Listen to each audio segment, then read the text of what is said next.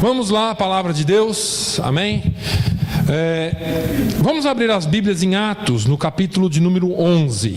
E você segura aberta por um momento, Acts 11, Atos 11.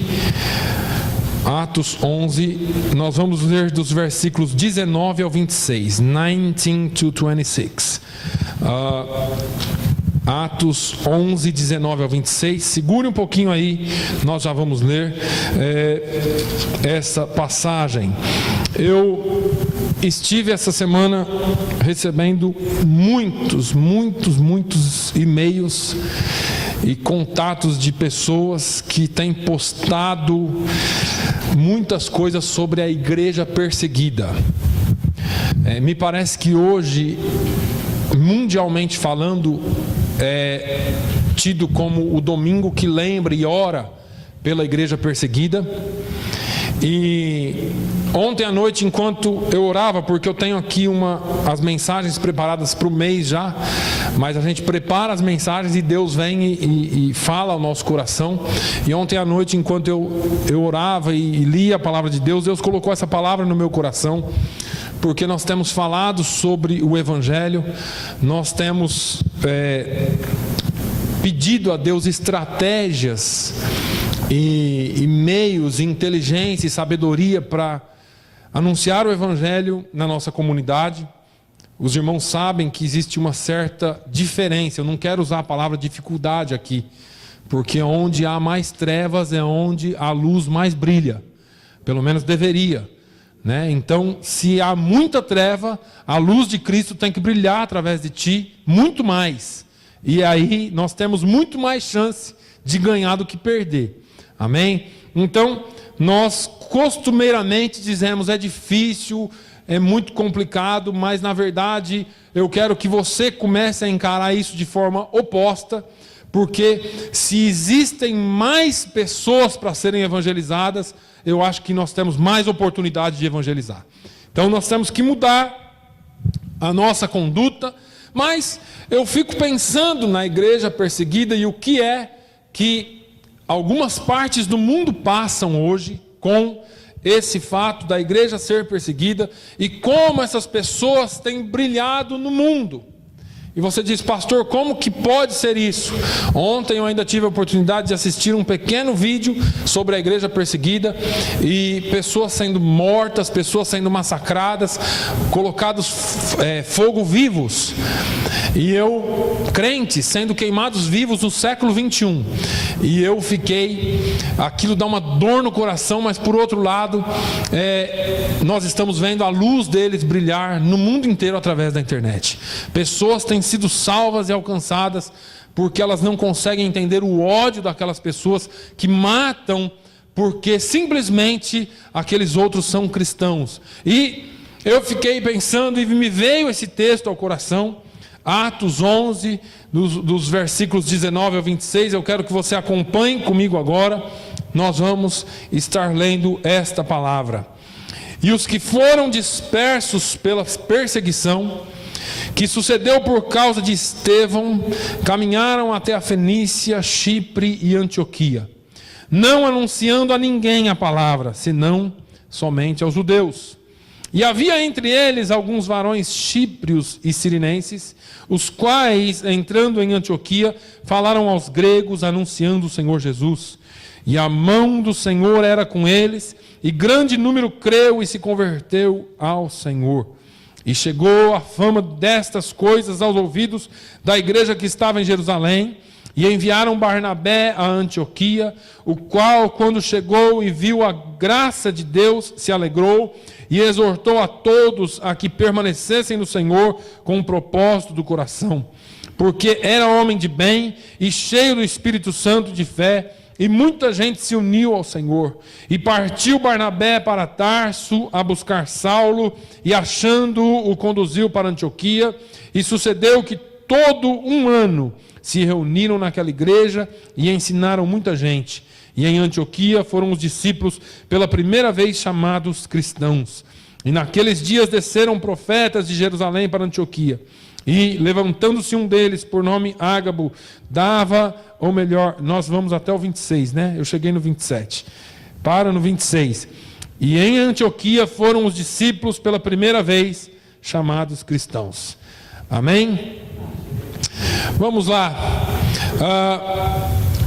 Essa palavra aqui, Deus colocou no meu coração por causa da perseguição. A perseguição se dá por causa do nome e da conduta de vida. O nome cristãos.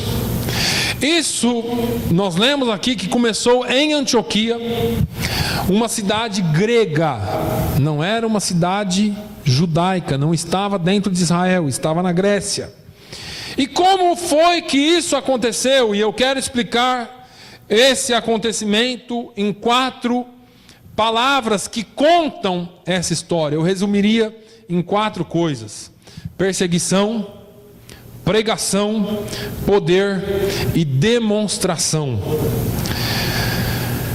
Nós vamos seguir essa lista e nós vamos aprender alguma coisa daquilo que Deus tem para nós nessa manhã. Primeira coisa que nós vemos aqui é a perseguição. No versículo 19 diz que os que foram dispersos pela perseguição que se sucedeu por causa de Estevão, caminharam até a Fenícia, Chipre e Antioquia, não anunciando a ninguém a palavra, senão somente aos judeus. Veja que tudo começou com um apedrejamento, com uma morte. Quando nós voltamos ao capítulo 7 do livro de Atos, nos versículos 54 ao 60, nós vamos entender que ali começou uma séria perseguição. Volte comigo um pouquinho lá no capítulo 7 de Atos. Eu quero que você acompanhe, porque nós vamos ler um pouquinho a Bíblia hoje. Atos, capítulo de número 7, versículos 54 ao 60. 54 to 60. Act 7. 57 ao 60 diz: mas eles gritaram com grande voz, taparam os seus ouvidos e arremeteram unânimes contra ele. E expulsando-o da cidade, o apedrejavam. E as testemunhas depuseram os seus vestidos aos pés de um mancebo chamado Saulo. E apedrejaram a Estevão, que em invocação dizia: Senhor Jesus, recebe o meu espírito. E pondo-se de joelhos, clamou com grande voz: Senhor, não lhes imputes esse pecado. E tendo dito isto, adormeceu. Veja que é interessante essa história, porque se a gente voltar um pouquinho, eu quero que os irmãos entendam que durante 8 anos, Jesus deu um comando. Jesus falou lá para a igreja em João, nos últimos capítulos de João, Jesus disse: mas ficai em Jerusalém, até que do alto sejais revestidos do poder de Deus. Em Atos 1 e 8, Jesus disse: mas recebereis poder ao descer sobre vós o Espírito Santo, e ser-me-eis testemunhas, tanto em Jerusalém como na Judéia e Samaria, e até os confins da terra.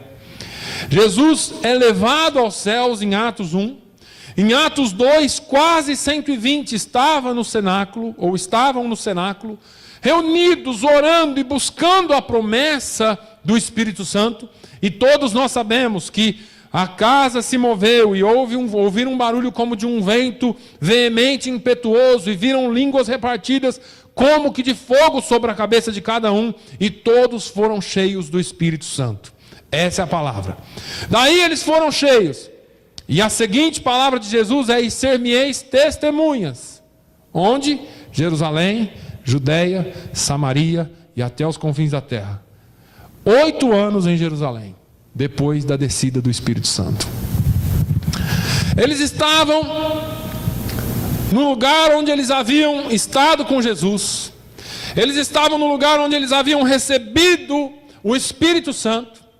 E é interessante que hoje pela manhã o pastor ainda lembrou que quando o eunuco da Etiópia, da rainha de Candace, veio da Etiópia, ele veio em Jerusalém, onde eles haviam recebido o Espírito Santo, veio para a festa de Pentecostes, ficou ali em Jerusalém, já havia passado, já não era mais aquele mesmo ano, era um outro ano, eles já estavam ali, já se reuniam, já havia agrupamento de pessoas por nome, que já seguiam a Jesus, só que ele saiu de Jerusalém sem ser convertido.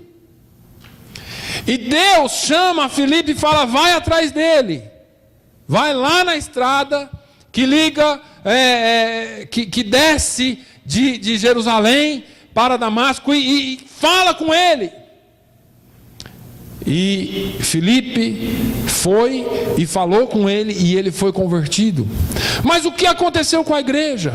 Porque eles receberam o Espírito Santo, porque eles foram cheios do Espírito Santo e eles ficaram em Jerusalém.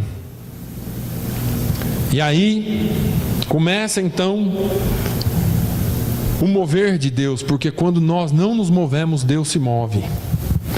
Eu imagino Estevão, que havia sido apontado como uma das pessoas para servir a igreja, pregando o Evangelho, falando com aqueles homens de forma impetuosa.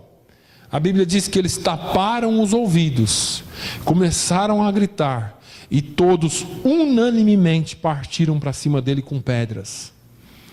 Apedrejaram ele, e ele, nos últimos momentos da sua vida, ele diz: eis que vejo os céus abertos e o Cordeiro à destra do Pai. E ele disse: Senhor, não impute a eles os seus pecados. O que eu entendo aqui é que Deus pegou o seu melhor, um homem com o coração voltado para ganhar almas, e sacrificou a ele para que a igreja prosseguisse. Agora nós estamos no capítulo 11. E no capítulo 11 a Bíblia diz que depois da morte de Estevão, eles seguiram e se espalharam para todos os lugares. E é interessante que eles se espalharam para todos os lugares. E nós lemos aqui no versículo 19. Eles foram para Fenícia, Chipre e Antioquia, mas não anunciaram a ninguém, senão aos judeus. Tinha alguma coisa errada, irmãos. Ainda existia alguma coisa entre eles que os prendiam ao judaísmo. Ainda existia alguma coisa neles que eles estavam: bom, eu até mudo de cidade e vou até procurar uma igreja, mas eu vou ficar ali no meio do meu grupinho mesmo. Eu não quero me expor. Isso me incomoda um pouco, porque às vezes nós vimos a igreja, cantamos aqui, e eu tenho falado isso e mal percebemos o que cantamos.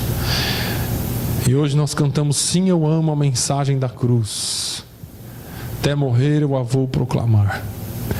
Levarei eu também minha cruz, até por uma coroa trocar. Levar a cruz não é só você carregar as suas dificuldades e os seus problemas, o seu peso, como muitos pensam.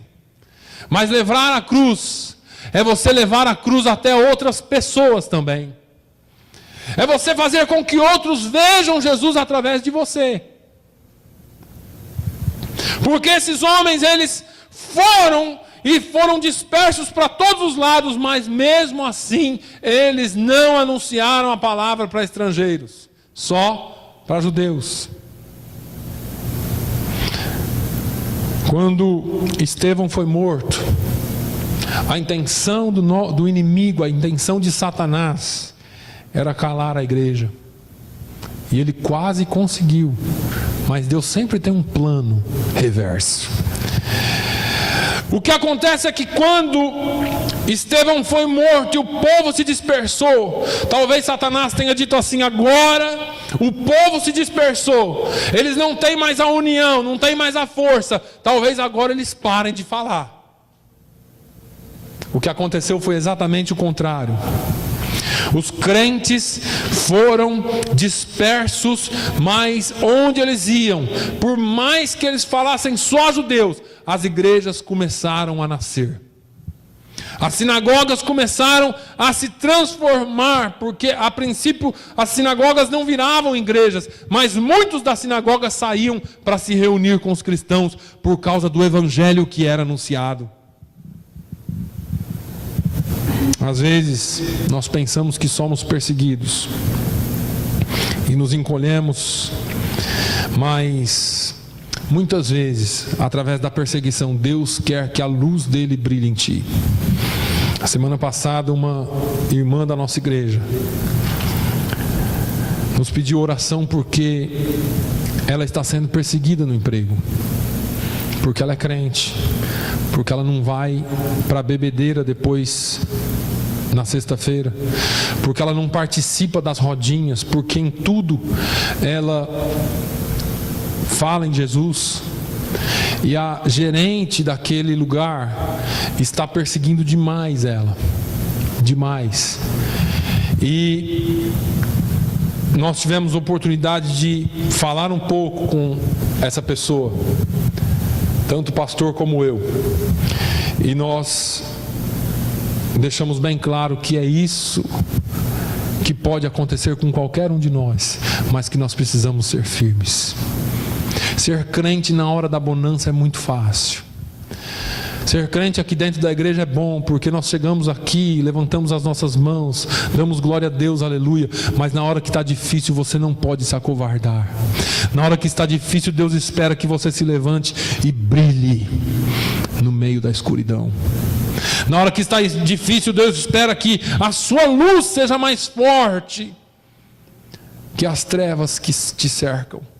Porque as trevas, só existe treva porque falta luz. E isso recai muito pesado sobre os ombros da igreja, porque nós temos visto muitos agentes secretos de Deus, porque eles têm feito aquilo que Jesus falou que não se faria de jeito nenhum.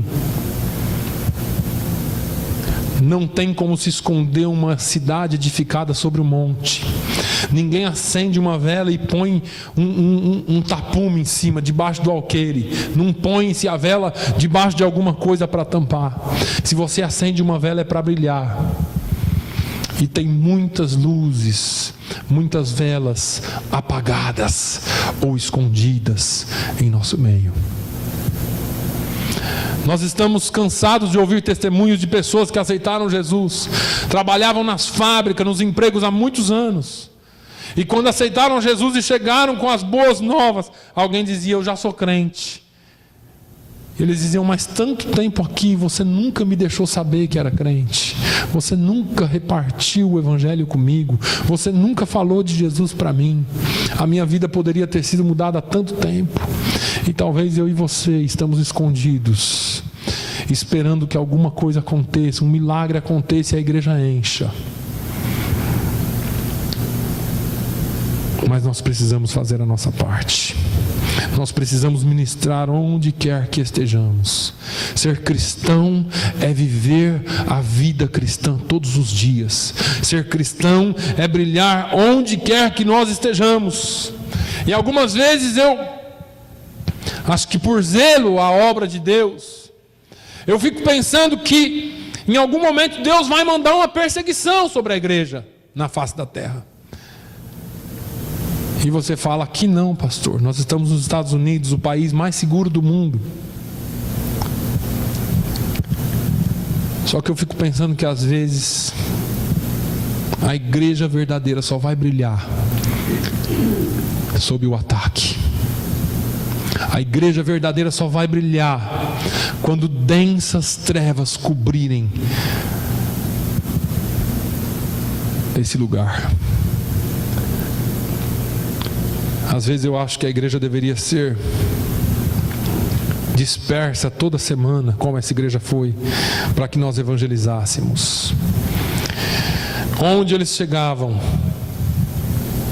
onde aqueles crentes chegavam, O evangelho era pregado, eles não se calavam e igrejas eram plantadas.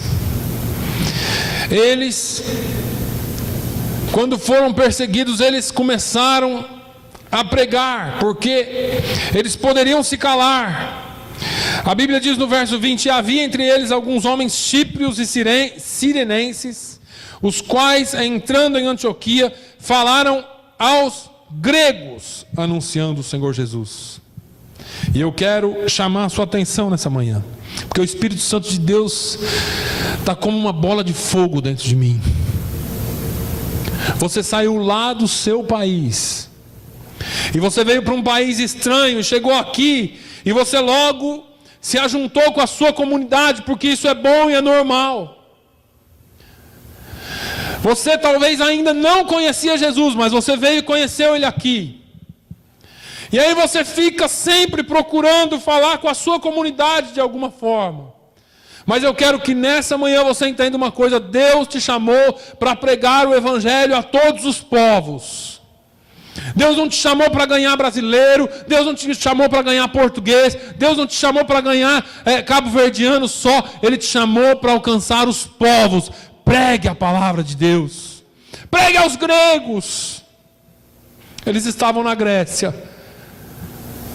Esses homens aqui falaram assim: os judeus já estão cansados de ouvir o Evangelho, nós vamos falar com os gregos. Nós estamos aqui na Grécia. Às vezes nós estamos procurando a nossa comunidade, eles viram as costas para nós, porque eles estão aqui atrás de um outro Deus. Eu não estou dizendo que Deus não é suficiente para eles. Deus é suficiente para salvar qualquer um. Mas quando alguém virar as costas para você, pregue para o estrangeiro. Fale para o americano, fale para o asiático, fale para alguém. Abra o seu coração e fale de Jesus. Pastor, eu mal falo inglês, mas você sabe falar que Jesus ama ele, que Jesus ama ela, que Jesus tem poder para transformar. Irmãos, nós temos aqui uma arma nas nossas mãos, e muitas vezes nós não temos usado. Esses homens chíprios e cirenenses entraram em Antioquia e falaram aos gregos. E aí, lá em Antioquia houve uma mudança, algumas coisas aconteceram. Toda a pregação havia sido pregada aos judeus, só os judeus ouviam. É a mesma coisa que você sair daqui, eu sair daqui e falar: eu vou pregar na igreja ali do vizinho. E aí no domingo que vem eu prego à noite na outra igreja e fico pregando aos judeus, aos crentes. Pregar para crente é a coisa mais fácil que tem. Pregar para o não crente é difícil. Não cumpre a grande comissão de Jesus em Mateus 28. Quando nós pregamos para crentes somente, nós não estamos cumprindo a grande comissão, porque Jesus nos chamou para ide, fazei discípulos de todas as nações, ensinando-os a guardar todas as coisas que eu vos tenho ordenado. Ide e fazei discípulos. Isso é um outro detalhe, porque a igreja tem feito crentes.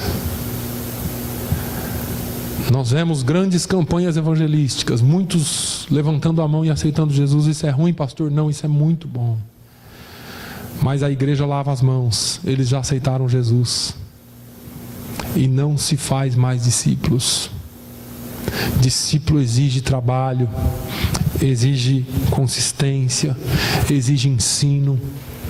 E muitas vezes as pessoas não querem ter essa responsabilidade. Afinal de contas, nós estamos ocupados demais. Nós estamos ocupados demais nos nossos dias, nos nossos afazeres do dia a dia. Mas agora, com a dispersão lá na Grécia, eles começaram a falar com os gentios, começaram a falar com os que estavam de fora, com os não crentes. Às vezes nós estamos procurando pelos desviados, pelos que estão sem igreja, porque às vezes tem muitos aí e eles também têm que ser trazidos aos pés da cruz. Mas você já falou para quem não conhece do Evangelho? É muito importante, irmãos, para o futuro da igreja, que nós preguemos o Evangelho.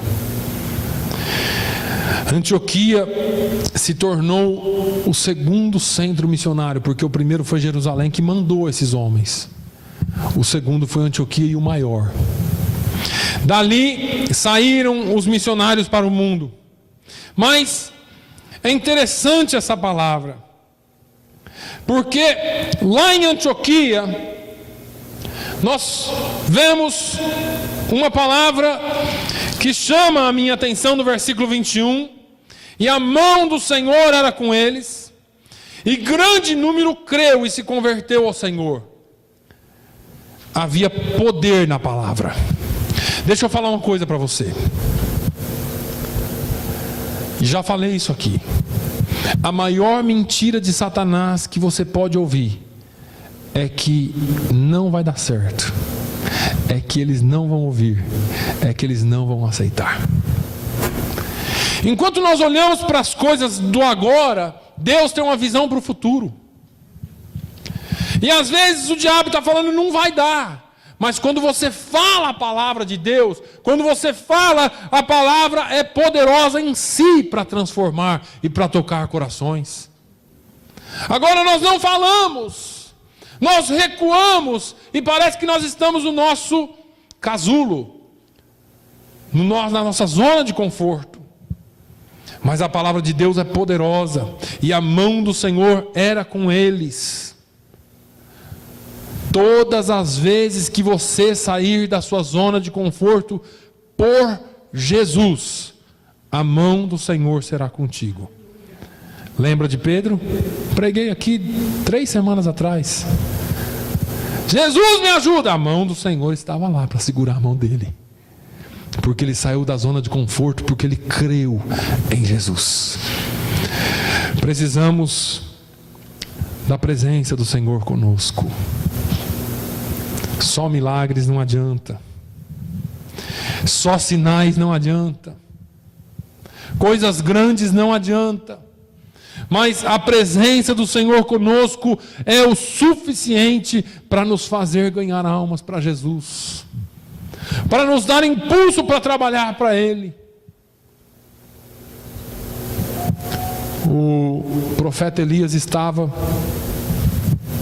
na caverna, e a Bíblia diz que veio um vento muito forte, e ele olhou o vento e Deus não estava no vento. Depois veio um fogo destruidor, destruindo tudo, e ele olhou no fogo, Deus não estava no fogo.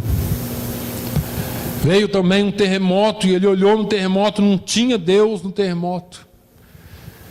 E depois veio uma suave voz, e era Deus falando com ele. Eu entendo que Deus não está só nas coisas grandes e sobrenaturais, mas Ele pode se apresentar e se manifestar nas coisas simples e naturais. Esperamos grandes movimentos, esperamos grandes milagres acontecerem para que algo mude na nossa vida, mas se você andar com Deus, o seu dia a dia vai ser o sobrenatural de Deus. Estamos esperando um terremoto, um fogo consumidor, e Deus todo dia tenta falar com você de maneira suave, mas você não ouve, porque você está esperando algo grande. Deus fala com você nas coisas simples.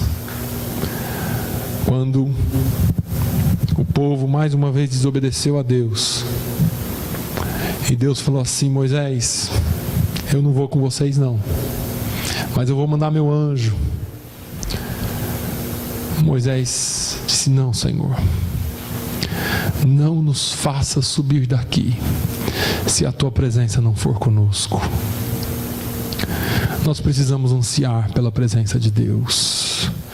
Nós precisamos aspirar e expirar e respirar a presença de Deus todo dia na nossa vida. Nós precisamos ter a vontade de ter a presença de Deus ao nosso lado todos os dias e todos os momentos.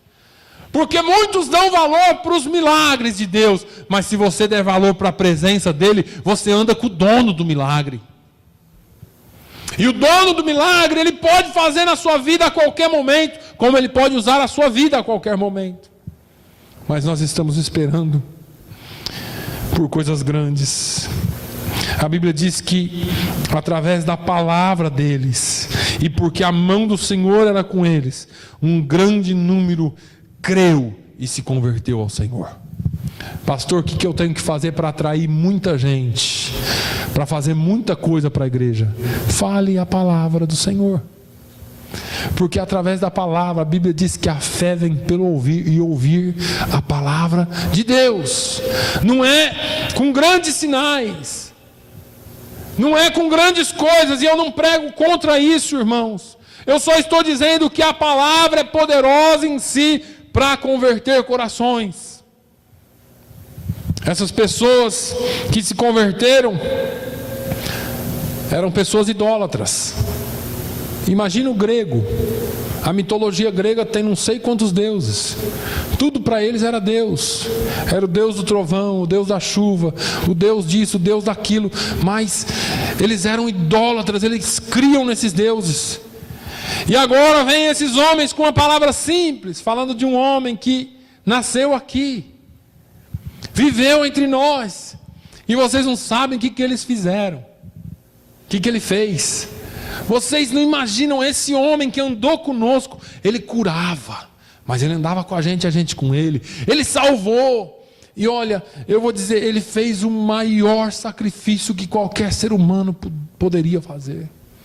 Ele morreu na cruz por nós. Ao terceiro dia ele ressuscitou. Nós fomos testemunhas e eles falavam aquilo com o coração, com paixão.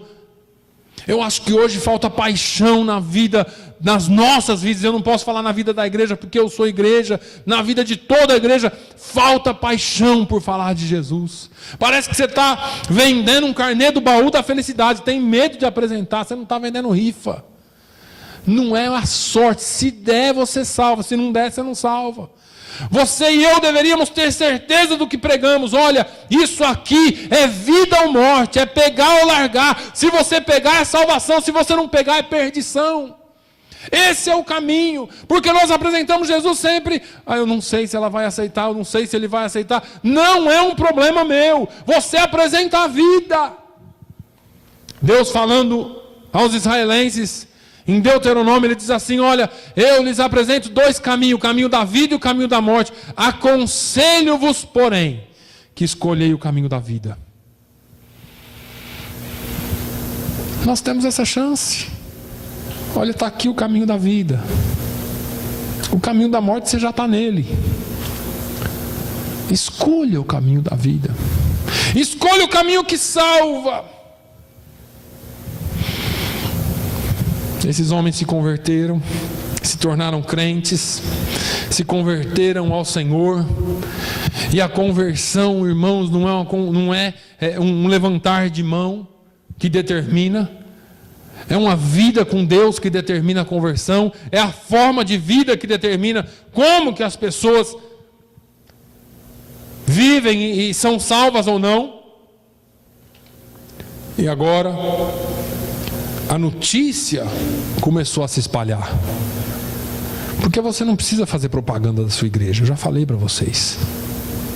A minha igreja lá, rapaz, é boa, tem tudo lá, pode vir. Nós não precisamos disso. Deixa eu te falar uma coisa, eu já falei isso aqui. Se pegar fogo na casa do vizinho, você precisa avisar alguém que tem fogo lá? O bombeiro vai vir, irmão. A chama começa a sair telhado afora, todo mundo vê. Onde Jesus está? Você precisa ficar falando: ó, Jesus está lá, Jesus está lá, Jesus está lá, Jesus está lá. A fama vai se espalhar. Porque se Jesus está no lugar, porque se Jesus está presente, aqueles que têm sede virão.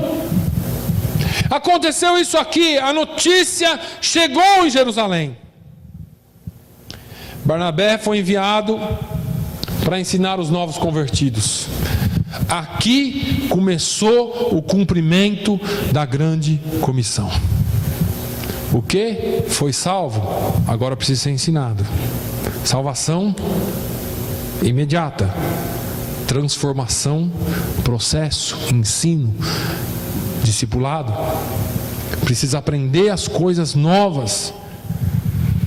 Barnabé era um homem cheio do Espírito Santo. Você pode ver no versículo 24.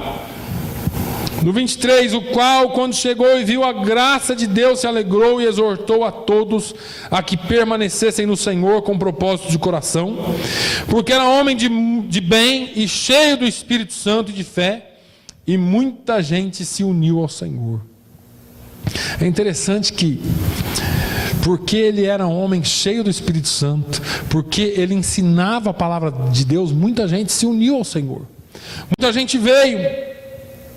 E Barnabé, quando viu a necessidade, ele não ficou sozinho. Ele foi e buscou Saulo, que já era Paulo. Agora, no versículo 26 diz que sucedeu que todo um ano se reuniram naquela igreja e ensinaram muita gente, e em Antioquia foram os discípulos pela primeira vez chamados cristãos. Hoje cedo, quando o pastor estava pregando, em Isaías 62, o Senhor estava falando no meu coração, porque em Isaías 62 Deus diz para Israel que vai lhes dar um novo nome, e eles não serão mais chamados de desolados, eles não mais serão chamados por qualquer nome, mas Deus lhes daria um novo nome. E quando o pastor pregava isso, eu lembrei da palavra que eu tinha preparado e falei: esse é o novo nome. Esse é o novo nome. Nós somos o novo Israel de Deus. Nós somos chamados cristãos. Pela primeira vez eles foram chamados cristãos. Barnabé e Paulo não pregou o evangelho e foram embora. A palavra de Deus diz que eles ficaram por 1 ano ensinando. Talvez eles não tinham planejado ficar tanto tempo, mas as coisas foram acontecendo. Deus abençoou tanto o lugar e tanta gente foi chegando, que eles resolveram ir ficando, ensinando, e muita gente se ajuntou. Vidas foram transformadas e testemunharam isso. E é aqui que chega a questão das vidas transformadas e o porquê que eles foram chamados cristãos, porque eles receberam esse novo nome, porque eles apresentaram características e uma forma, um padrão de vida com que eles fossem relacionados a Cristo. Olha, quem fazia isso era Jesus. E esses aqui parecem tanto com ele que eles são cristãos. Jesus Cristo. Eles são muito parecidos com Jesus. Eles praticam aquilo que Jesus praticava. E eu não sei se eu estou conseguindo transmitir para você o que Deus colocou no meu coração, mas nós precisamos ser cristãos, não de nome. Nós precisamos ser cristãos porque somos parecidos com Jesus, porque somos alguém que brilha como Ele, pessoas que têm o brilho de Jesus no rosto, pessoa que onde chega alguém sente a sua diferença. Será que você já teve a oportunidade de alguém chegar e perguntar: você é crente? Porque você é tão diferente. Será que você já teve a oportunidade de alguém chegar em você e falar assim: o que tem de diferente em você, que eu sei que tem alguma coisa, mas eu não consigo identificar? Será que alguém já chegou em você e disse assim: por que é que você não respondeu à altura? Você é bobo, rapaz, você é boba, rapaz. E você, será que teve a condição de dizer assim: não, é porque eu penso diferente, é porque eu ajo diferente? Muitas vezes nós agimos como pessoas medíocres, medianas, como todo mundo na sociedade. Eu estou dizendo nós, irmãos. Eu não vim aqui te acusar. Eu vim aqui te dizer que a igreja precisa brilhar mais. A igreja precisa resplandecer mais. A igreja precisa se lembrar mais daquilo que Jesus fez. A igreja precisa apresentar mais Jesus na sua vida diária, com as suas ações e com as suas palavras. Se você é um cristão, pense nisso. Se você se denomina um cristão, pensa nisso. Da mesma forma que nós ouvimos muitos testemunhos lindos, nós ouvimos muitos testemunhos também. Essa semana eu tive a oportunidade de sentar com um amigo por 2 horas e conversar com ele. E ele me falou de algumas coisas que o afastaram da igreja. E o porquê que ele não frequenta uma igreja evangélica. E aquilo mexe comigo. De experiências antigas que faz com que alguns membros da sua família odeiem crentes e pastores. E eu fico pensando, cadê a igreja? Cadê os cristãos? Cadê o verdadeiro cristianismo? Você é um cristão? A próxima pergunta: as pessoas sabem disso? E eles realmente te veem como cristão? Se você é, se as pessoas sabem, é porque você tem deixado Jesus transparecer através da sua vida. Se você é um cristão e as pessoas não sabem disso, ou elas não consideram isso na sua vida, é porque talvez Jesus não tenha aparecido tanto e você tem aparecido mais do que Ele. Jesus tem muito para fazer em você e através de você. Hoje de manhã, enquanto eu vim aqui para a igreja, eu falava com a minha esposa que eu tenho orado e pedido a Deus sabedoria e estratégias para alcançar mais vidas. Igreja que não alcança vidas, eu não estou falando aqui de inchaço, irmãos. Eu não estou falando de uma igreja que incha da noite para o dia, explode e amanhã fecha. Eu estou falando de uma igreja que cresce saudável. Eu não estou falando de negociação de princípios. Princípio não se negocia. Eu não vou fazer o errado que o outro faz porque ele é grande e eu quero ficar grande também. Eu quero continuar fazendo o que é certo, mas eu quero ver vidas transformadas. Nós precisamos ver vidas transformadas. A igreja não pode ser um clube. Ok, nós já temos 20, agora fecha as portas que nós vamos ficar por aqui com os nossos 20 mesmo. Não. Jesus disse: ide por todo o mundo e anunciar o evangelho a toda criatura. Não é só meia dúzia. Eu quero desafiar você nessa manhã. Vai para casa pensando nisso. Para quantas pessoas você já falou de Jesus esse ano? Eu não vou falar hoje, nem ontem, nem essa semana. Esse ano. Pastor, eu já até falei. Quantas pessoas você acompanhou para que talvez no desenrolar do seu relacionamento com ela possa vir conhecer Jesus? Eu não estou falando para você ser chato, bater naquilo todo dia, mas às vezes através de um relacionamento, de um serviço prestado, de uma amizade, você atrai alguém para Jesus. Seja cristão. Lembre-se do que Jesus fez por você. Feche seus olhos. Pai, nessa manhã nós estamos aqui na Tua presença. O Senhor nos deixa modelos, ó Deus, de como agirmos, o que fazermos, como trabalharmos para Ti, como sermos verdadeiros cristãos.